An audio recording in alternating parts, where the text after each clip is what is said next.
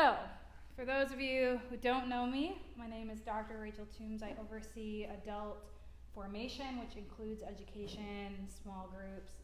Here at St. Albans, I also am the newcomers person. So if you're new to St. Albans and you have any questions, both about our church or about the broader Episcopal tradition, I'm your person.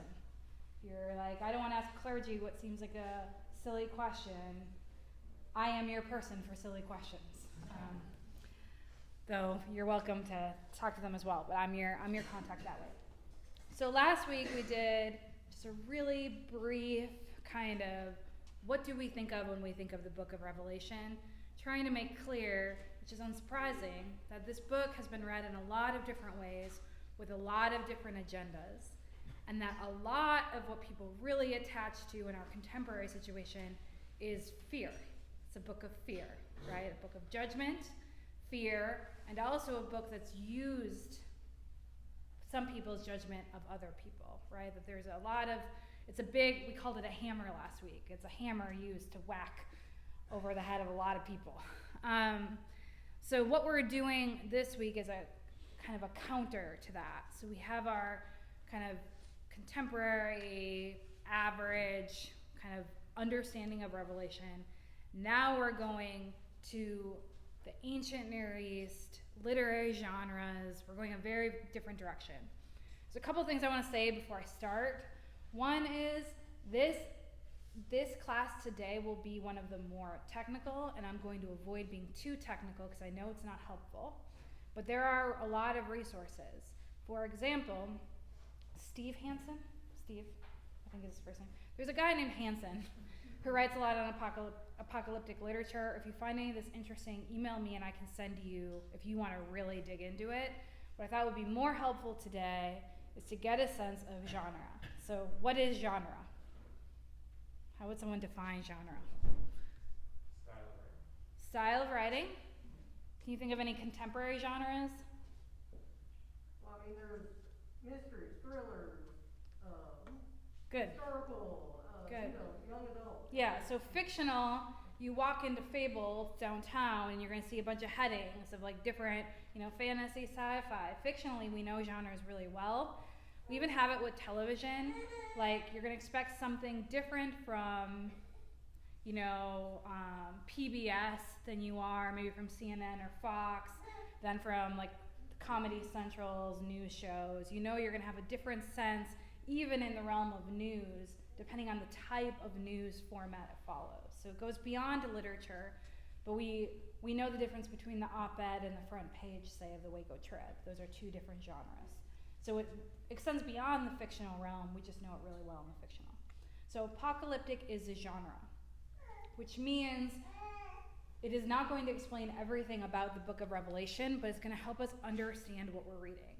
Because what happens, for example, if you read an op-ed in the same way you read the front page of the Waco Trib? What might happen? You assume it's fact when it's an opinion. Good. So the fact and opinion get really muddled, right? In an op-ed, someone could state something sounding factual, but it's not necessarily been verified. Whereas on the first page, there are fact checkers who have gone and verified the information. So there can be a confusion of facts. What about the difference? I won't call it my guilty pleasure because I feel no guilt, but I read a lot of fantasy fiction, like a stupid amount of fantasy fiction. What's the danger of reading, do any of you know Brendan Sanderson? Big fan of Sanderson. Stormlight Archives, read it. Sorry, that's my nerddom coming out. But what is the danger of reading fantasy fiction in the same way you might read poetry? If you read poetry like it was fantasy fiction, it could very likely make no sense. If you read fantasy fiction with the same rules of poetry, you wouldn't see the narrative arc. You'd just be caught up in some of the strange world-building descriptors, but not see the world that they're building. Does that make sense? The point is, it would be really confusing. So what we're doing today is trying to get some clarity on what type of literature we're reading, not to explain everything, but to kind of maybe shift the modes of reading. So we're not reading this like the Gospels. We're not reading this like a letter. We're not reading this like Genesis or Exodus. We're not reading it like the Psalms. We're reading it as apocalyptic literature. Does that make sense?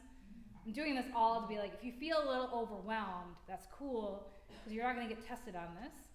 But it is going to give you a sense of what we're dealing with, even if you don't pick up on every little detail. Okay.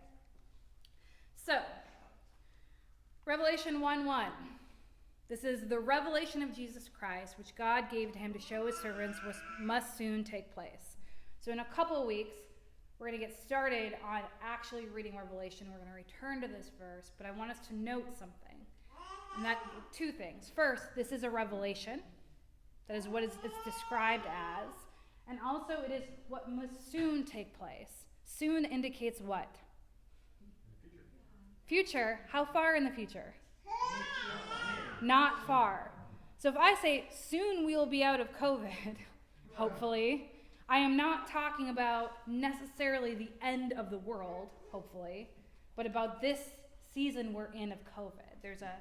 It's much sooner than all the way out. There seems to be a sense of that it's an revelation that's soon disclosing what will soon happen. So we talked a lot about the end of the world and Judgment Day. It seems as though even in the first verse it's pulling us back, which gives us a hint of something about apocalyptic literature. Now, the revelation of Jesus Christ. In Greek, this is the apocalypse of Jesus Christ. This isn't a separate word than what we use as apocalypse. We just think revelation and apocalypse to us is apocalypse is like the more metal version, right, of a revelation. I say metal a lot when teaching Revelation. I did this a lot last week. But it's the same meaning here in the Greek, and what it means is just to disclose or to uncover. And in the realm of talking about apocalypses, it's often the hidden things, the things that aren't obvious. We see this even in the Gospels, where Jesus says, like, you have once heard, but now I say. It's this disclosing, this opening up of things that have been heard before, but shown in new ways. That is in itself kind of a mini apocalypse, an unveiling. So that's what we're dealing with here. This is the revelation. It is a kind of apocalypse. So it's a kind of revelation, an apocalypse, a laying bare of what must soon take place. Now you may disagree with this reading, but I think the majority of us teaching, I'm looking at some of us who are teaching, are going to agree that must soon take place is not the end of the world, at least in the original way that the book of Revelation is written. Soon is much more immediate, like the COVID example, than end of the world judgment, though it can include aspects of that, and we'll get into some of that. Okay, this is where you're going to feel a little overwhelmed, but I promise it won't be as overwhelming as it looks.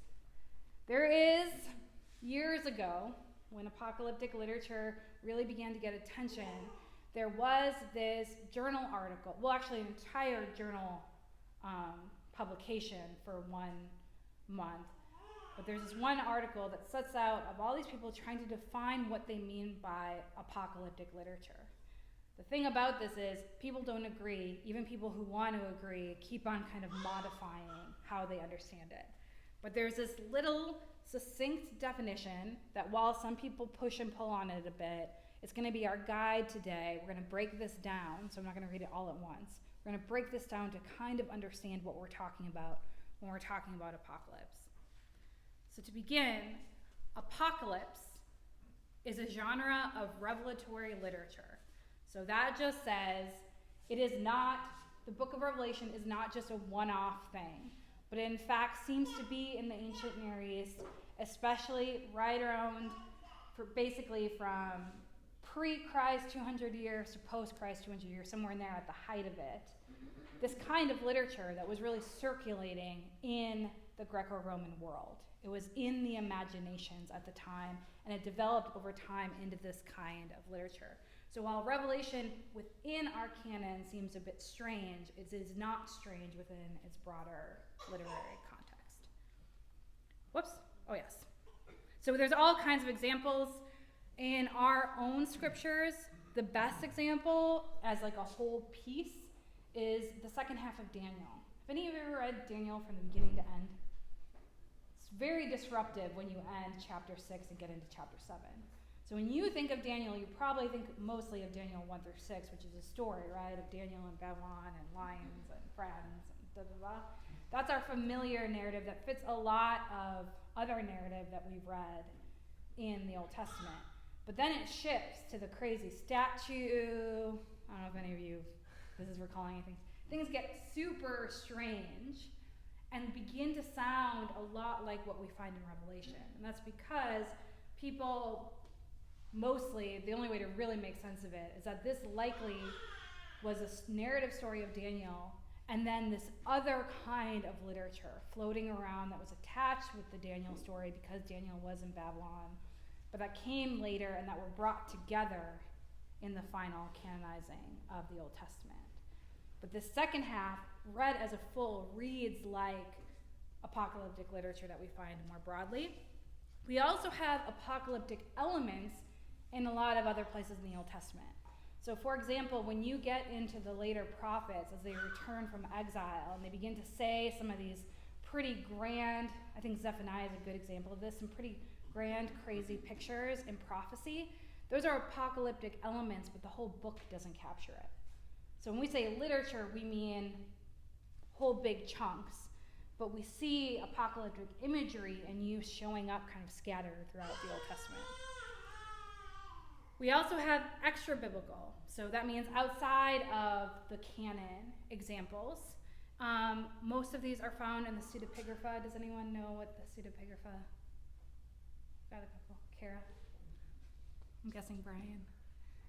So these are texts that came about as the Old Testament canon is closing, texts that were circulating at the time, religious texts. And they're usually written in between the closing of the canon in, let's say, 4th century, so 400 years before the birth of Christ, up to the New Testament era. So they're floating around. They aren't recognized by any traditions, like we know the Apocrypha, right? That those are texts that are recognized as being part of the community of the church's text of reception. We even do some of those readings in our own. These are even further afield, ones that were floating in communities but weren't commonly used. So we have examples of 4th Enoch, 2nd Baruch. These have all kinds of apocalyptic images that take some of the more crazy stuff from earlier on in Scripture. For example, who knows the Nephilim? The Nephilim from Genesis, those little mentions, and basically explores them kind of in big, stark relief through the use of apocalyptic literature. So we're not going to get into those a lot, but basically there's a lot floating around pre-New Testament era of this kind of writing. And then you also have early Christian. Now we aren't going to talk about this a ton, but I think I'm going to talk about it a little bit next week about how Revelation found its way into the canon. But the way that it worked in the early church is, it's not like Jesus ascended and then boom, Paul is like, all right, here's your New Testament. Instead, what you had was for about 150 plus years, you had the gospel sayings that became more formalized narratives, the different letters Paul wrote, other letters, other kinds of literature floating around these local churches and being read. And what ends up happening is the way that the New Testament canon is finalized is not just by some one person saying, like Peter or Paul saying, boom, there it is, but instead what continues to be read as the church expands, what continues to resonate in the life of the early Christians that leads them to decide what finally is formally in the canon. And it is messy and it is long, that process. While Revelation is being read, there's a couple other books. Have any of you heard of the Didache? The Didache is one of the earliest catechisms we have in preparation for baptism. If you were to read it, it would feel really familiar.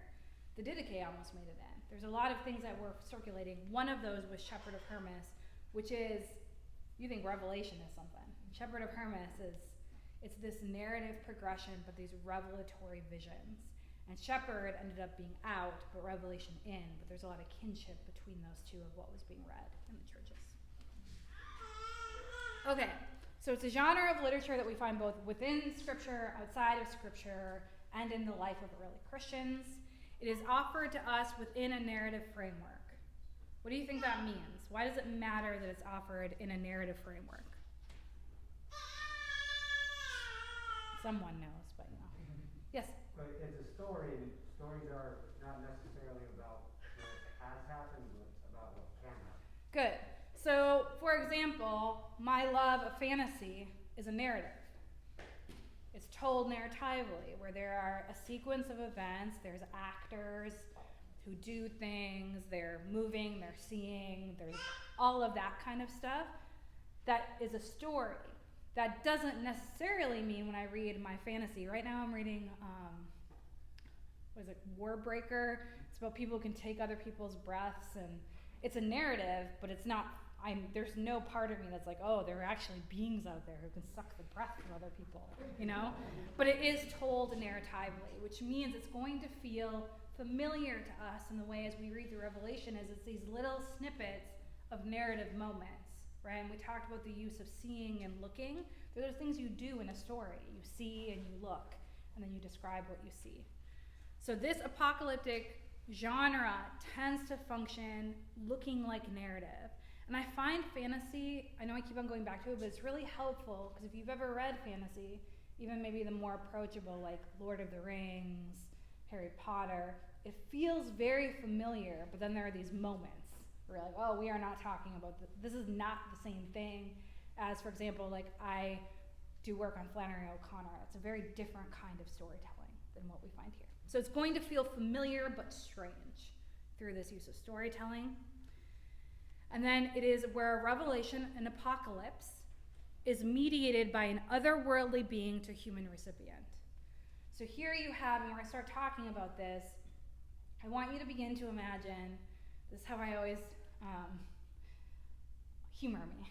I want you to begin to imagine that we are in this room, and this room represents everything on Earth.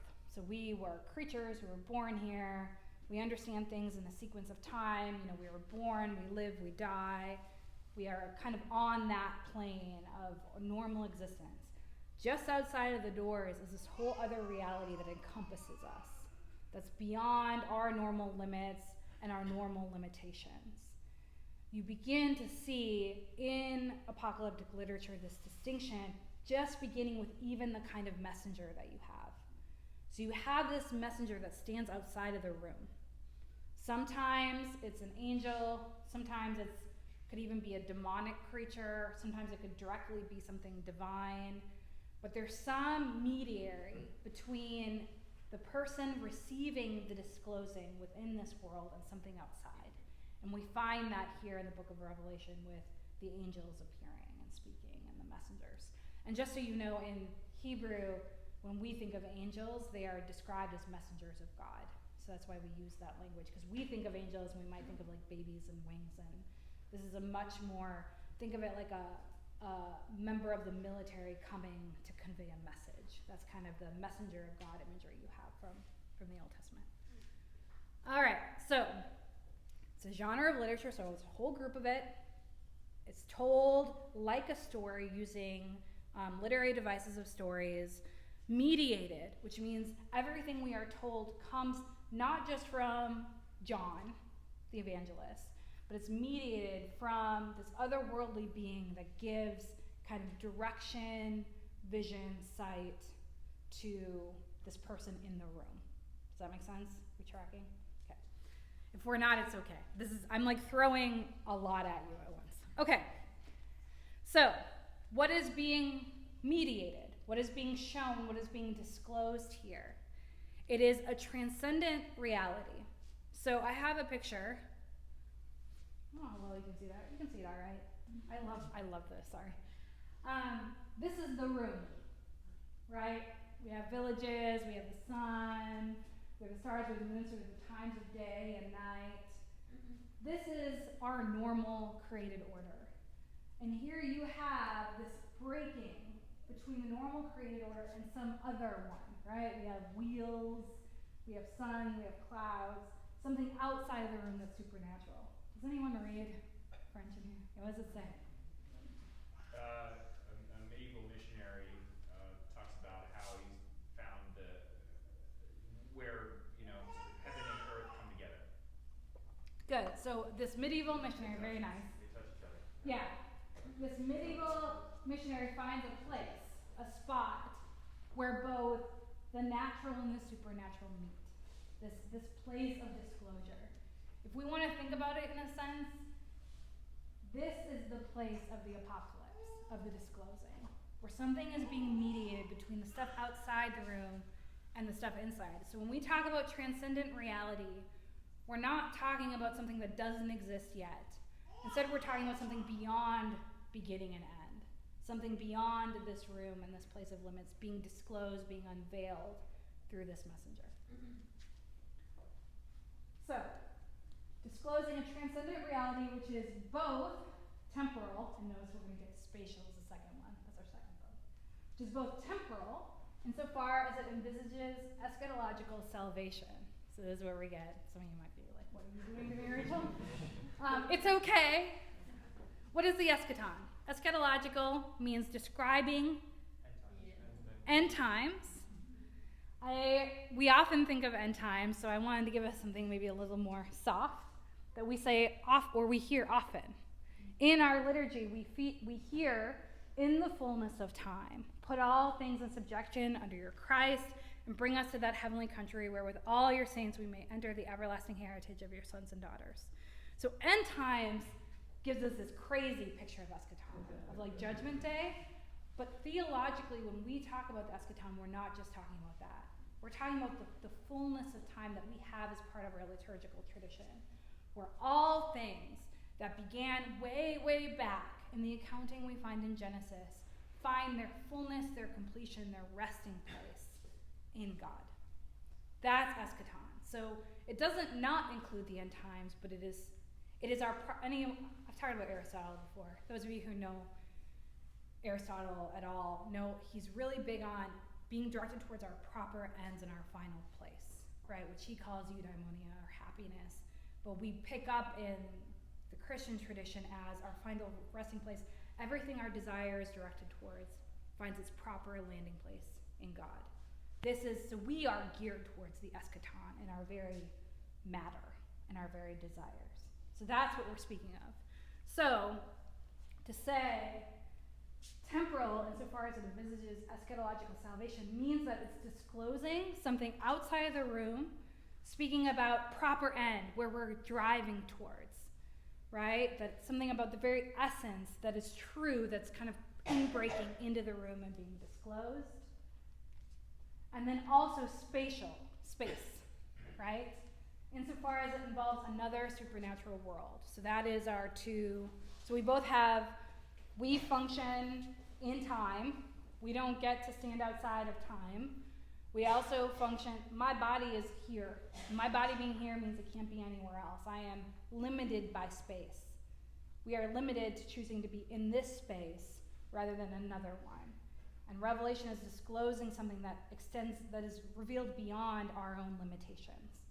The Christian tradition loves this stuff, about the distinctions, especially the Eastern tradition, and with the distinction between us, limited, finite, in what we can experience, and then what is still constantly true beyond the limits of time and space.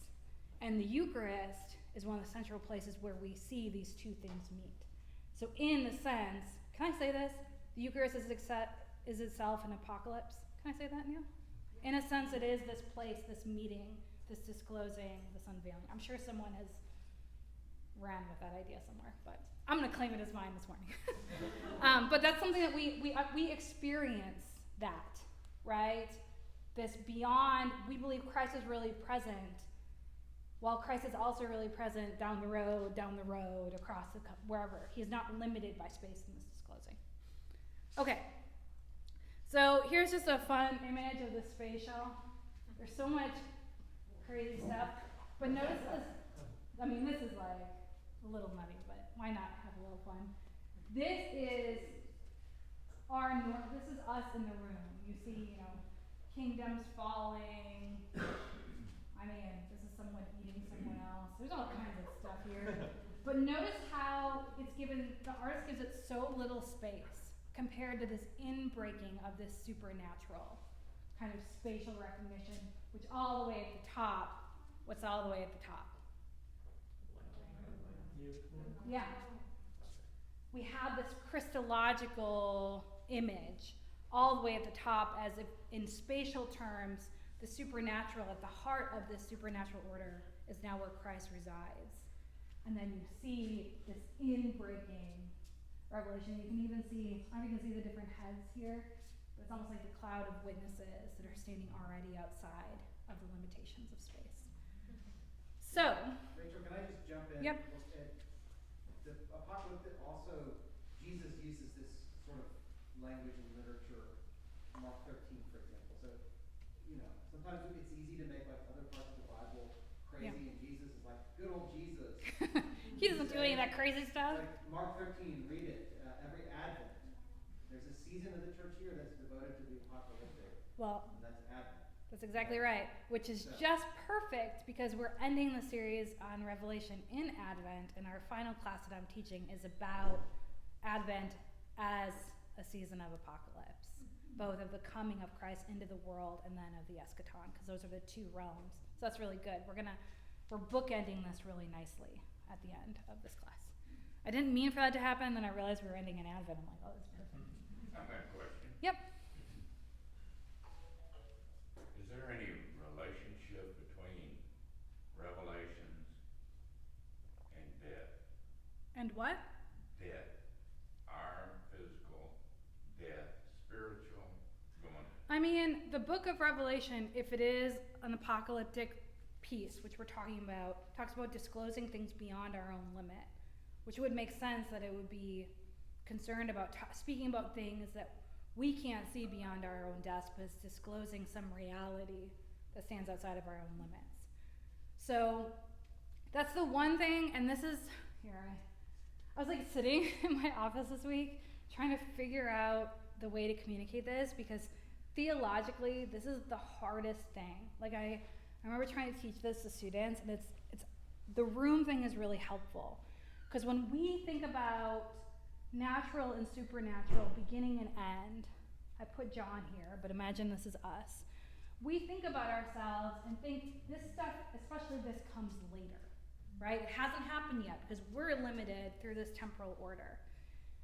The way that apocalyptic literature functions and the way that Christian theology functions is that both this order time is true, and at the same time is this supernatural fullness of reality also true outside the room. So we need to hold something really difficult together. Does that make sense?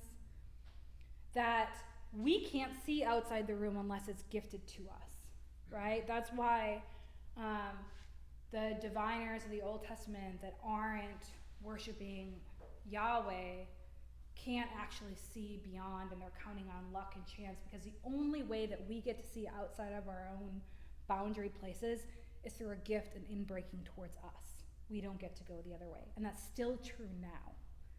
So we don't get, the Holy Spirit may reveal things to us, but knows it's the Holy Spirit. We don't manipulate the Holy Spirit to show us stuff. It's a gifting, always coming in this direction. So it's like this radical act of gratitude whenever we talk about this kind of inbreaking. And anytime it isn't that posture of gratitude, that's when it becomes dangerous and manipulative and violent. And we kind of hinted at some of that stuff last week. So, John, our friend John, is receiving in a very specific space, very specific time, an unveiling, a disclosure of what will soon happen, which means that what is already true outside the bounds of his moment and his place are being disclosed to him. Does that make sense? I can restate it if it doesn't. This is the craziest, this is like the moment. I want to make sure we're good. Can you restate it? Okay, restating it. So, no, it's fine, because this is the, I don't want to call it the interpretive key, but this is really going to help us read Revelation. So you have John in this moment receiving an apocalypse of Jesus Christ. Not a series, by the way, it's not plural, it's one.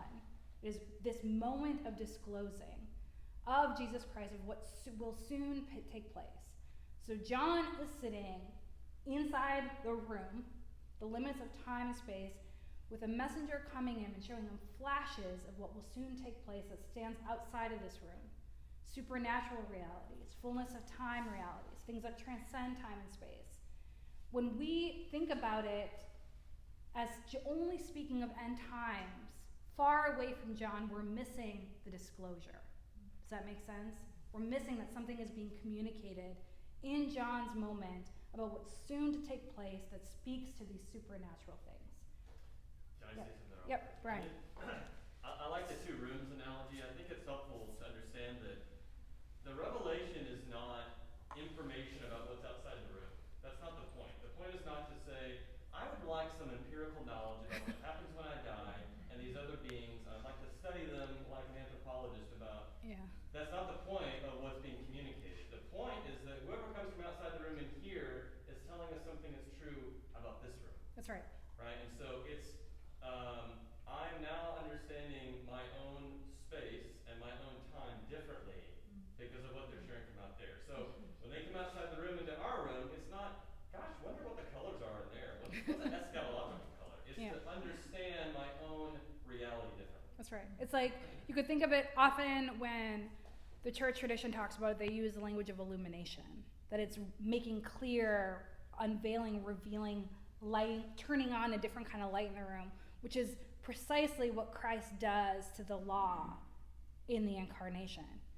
Christ doesn't wipe out the law, but kind of illuminates it in this new way, that we see it with a new light. So to your question about death, and Revelation talks a lot about death. Yeah.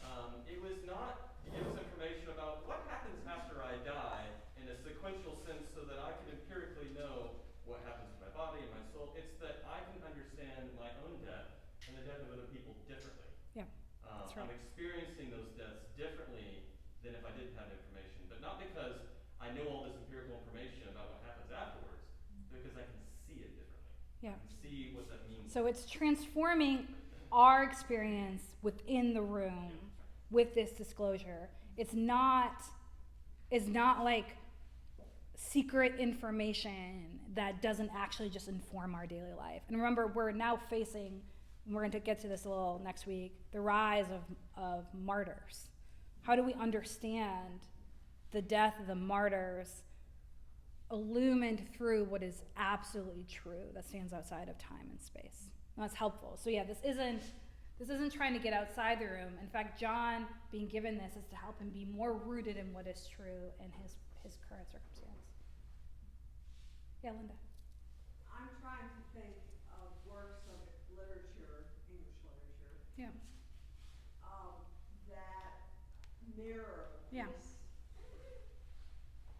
experience of something outside time, of the poet experienced something Good. outside time, Yeah. and then articulates it to us, the reader, Good.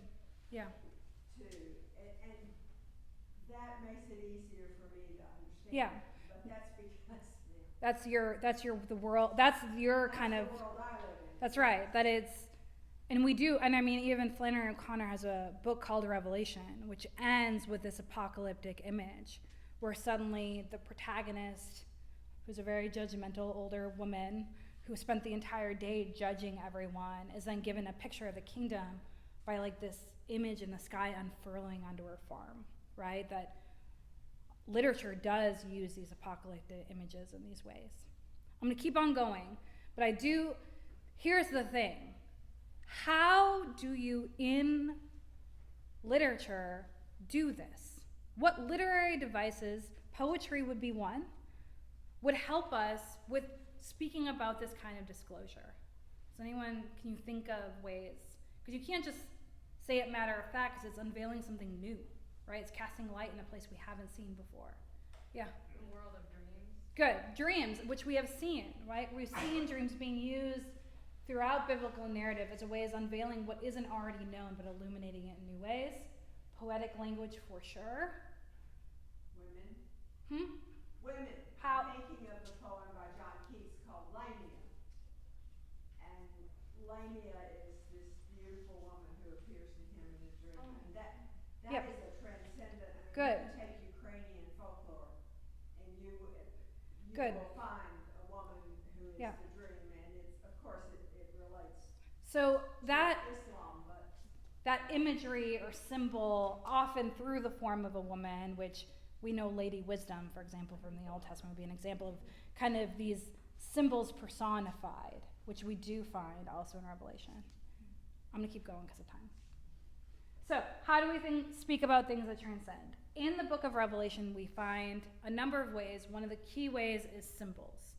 So I want to talk a little bit about how the different kinds of symbols we find. The first one is symbols explained. Just what that means is that we're given a symbol and then we're given an explanation of what it is. Like, that's the easiest one to grasp. So the mystery of, you've seen the 7 stars, my right hand and 7 gold lampstands. Well, this is how you're supposed to understand it. And it explicitly says, though we still have to discern then what that means in the original context, likely the original audience hearing that would be like, oh, okay, that's what I'm supposed to do with that information.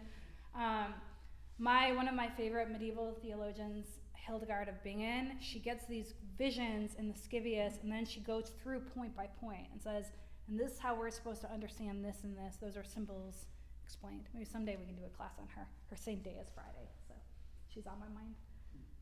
So symbols explained, that one's the most obvious, right? They're going to give you an image to show you what this disclosure is, and then they're going to say, oh yeah, and these 7 things are like your 7 churches that we're writing to. We have references to the Old Testament. This happens a whole lot in the New Testament, where if you don't know the Old Testament, you're going to miss a whole lot of references, because remember, this is the audience. This is the Jewish Messiah. This is the context. This is the broader story. And so you're going to find allusions to the Old Testament through some of the images given, where it's going to recall, right, something we have read elsewhere. So I'm just giving you one example. But on either side of the river is the tree of life with its 12 kinds of fruit. So tree of life, what do we think of? Yeah, Garden of Eden, early Genesis, creation, kind of the origin of things. What about 12 kinds of fruit? Tribes, right? We hear 12, we think of tribes. That is using symbols that even for us are easy for us to catch on, but maybe a Gentile audience, if they weren't part of the Christian community, would be like, 12, why 12? They wouldn't get the promise. Like, we go 12 tribes and suddenly we have a whole lot, right, to work with. And then we have the symbols that are common images of the time. This, as we go through this class, as we teach, these are the moments where we're probably going to slow down and pause, because they aren't obvious. Because the ones that are explained at least helps us. The Old Testament ones we can usually at least have some sense of if we're okay readers of the Old Testament. But the common images of the time is harder. So I have an example for you of a common image of our time. Now, I'm going to show the image. I do not want any political statements, I just want describers. But I'm going to show the image because I want you to imagine someone 500 years previous or 500 years later, not in America, are they going to know what is going on with this image? This is a very particular image for us. It's really 2 images combined together for our commentary. The first one, Lady Liberty, right? The second one is harder, though. If you aren't in this moment, or in the last, 10 years or so, what is it? The kneeling, right? It's part of the Black Lives Matter movement, the whole NFL thing. It was a whole thing. So here you have the use of an image, a very familiar image of Lady Liberty, in a very specific gesture that we can guess, right, what this image is meant to convey. But it's common of our time. In the same way that we have this image that we can understand now, there are images from 1st century Palestine that are going to, or the Greco-Roman world, that they're going to know in the same way we know this, but we're not. And the danger when we don't read these books with that kind of historical sensibility is we think we know. And often we miss that symbol. Like, imagine someone in 1,000 years in China, or I don't know, whatever. You know what I mean? Without this, they jump to very different places. They might really be paying attention to the number of points, on the crown or something like that, or the way the flame is tilted, when we know what to catch. So I have this one passage from Revelation 17, speaking of women. So he carried me away in the spirit into a wilderness, and I saw a woman sitting on a scarlet beast that was full of blasphemous names, and it had 7 heads and 10 horns. The woman was clothed in purple and scarlet and adorned with gold and jewels and pearls, holding in her hand a golden cup full of abominations and the impurities of her fornication, and on her forehead was written a name, a mystery, Babylon the Great, mother of whores and of earth's abominations. So we read that and we're like, whoa, man. Like, fair enough. But firstly, where's the first one? 10 horns. Any of you study ancient Roman culture, geography? 10 stick out, Linda? What did you type? So thinking about ancient Rome, ancient geography, 10 horns, so 10 bumps. The hills of Rome? Or- The hills of Rome, right? We're told that Rome had these 10 hills. It is very likely that these 10 horns are supposed to make you think geographically of a very particular place, right? A seat of power. There also was a Roman deity. Can anyone guess who she was? It's really easy. Roma, the goddess Roma. She personified the city of Rome. There are statues of her. She's on Roman coin. This image of everything that Roman society is, which is one of opulence and grandeur, right? This was not a society that shied away from the pleasures and delights of the world. This was known then among especially the Jews who experienced radical persecution as the New Babylon. And so you have this woman, which we hear horror and we're like, you're really uncomfortable, fair enough. But the image that's being brought here is a very specific one of Roman power, Roman opposition personified, right, in this figure. So I'm not going to get into all the images, but this is just one. We have Lady Liberty, they had Lady Rome. This is Lady Rome here. Also, we're going to start moving fast. Numbers. This is one thing we probably know about in Revelation, the craziness of numbers. These are just some examples of ways that the numbers are understood, especially in the Hebraic imagination. So 7 is this perfected, created days, 7 days, which makes 6 imperfect or incomplete, that kind of idea. 10 being the culmination, the fullness of completion. 12, the tribes, and then in Hebrew, even with adjectives, if you want to say the most beautiful, you say basically beautiful, beautiful. That often you have multipliers of things for emphasis. And so when we have some of these, like 144, it's 12 times 12, that kind of emphasis that you find in numbers, which we'll get into as is helpful in this class. And so those are the ways, this is my conclusion, those are just 2 of the examples of symbols, different kinds of symbols, different use of numbers to disclose these things that aren't obvious to us. And so this is the way that apocalyptic literature works. So as we go through, I want you to remember, just like when you're reading fantasy, I don't get nervous about coming to church and y'all stealing my breath, right? I can distinguish between the 2 realities. That what Revelation is speaking about is true, but it's true as rendered through a very specific literary genre. And that literary genre forces us much more to consider how John received it than directly to how we should, because we're going to miss some of these ways and these things we're supposed to pick up on. Good? So next week we'll do historical setting of John and the book and the audience, and then I think then we have the Aaron thing, and then we're going to get into it. We're getting there to beginning to really get into Revelation. All right, thank you.